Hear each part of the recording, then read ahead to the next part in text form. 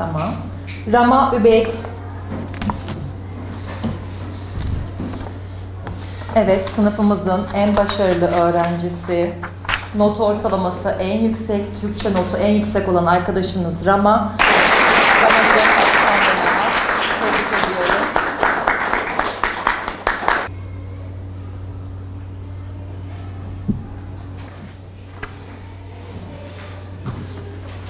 Evet, sınıf ikincimiz Nur Ahmet.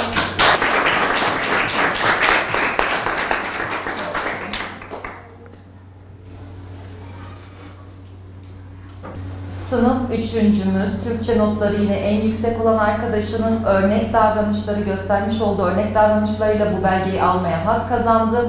Abdülkadir Muhammed, alkışlıyoruz.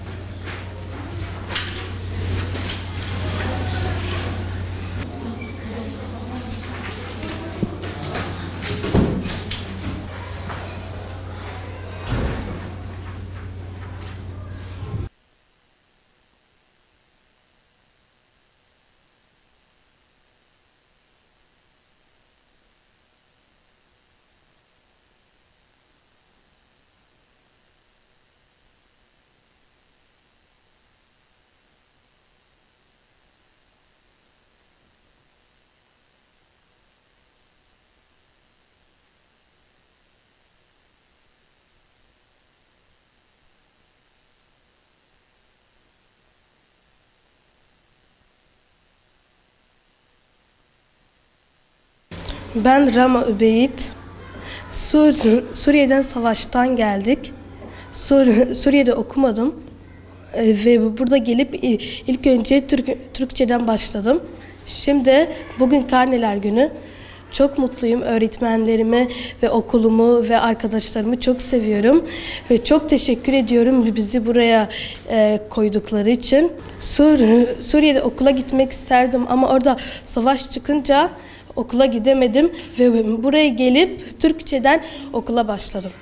Çok çalıştım ve istekli olarak çalıştım ve şu anda çok mutluyum birinciliği aldığım için.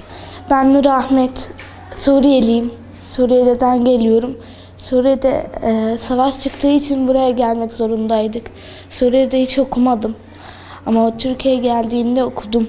Okumayı, yazmayı burada öğrendim. Türkçe konuşmayı da burada öğrendim.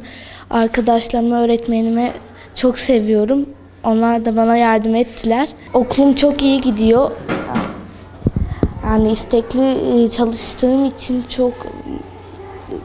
çalıştığım için takdir aldım. Arkadaşlarımı ve öğretmenlerimi çok seviyorum.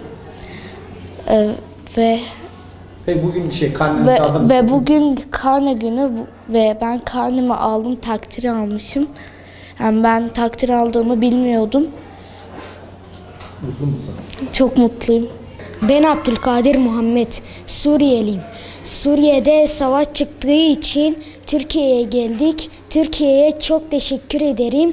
Bizi okul açtıkları için, okumamızı sağladıkları için ve okulumu, öğretmenlerimi, arkadaşlarımı çok seviyorum. Onlara çok teşekkür ediyorum. Okuma yazmayı, okulumu çok seviyorum. Ve sınıf üçüncüsü oldun, mutlu musun? Sınıf üçüncüsü oldum, çok mutluyum. Benim adım Rafan Übeyit, 10 yaşındayım. Suriyeliyim. Suriye'de okula gitmedim. Savaş olduğu için Türkiye'ye geldim. Türkiye'de okudum. Yazmayı bildim. Öğretmenine, arkadaşıma çok teşekkür ederim. Müdüre ve öğretmenime çok teşekkür ediyorum.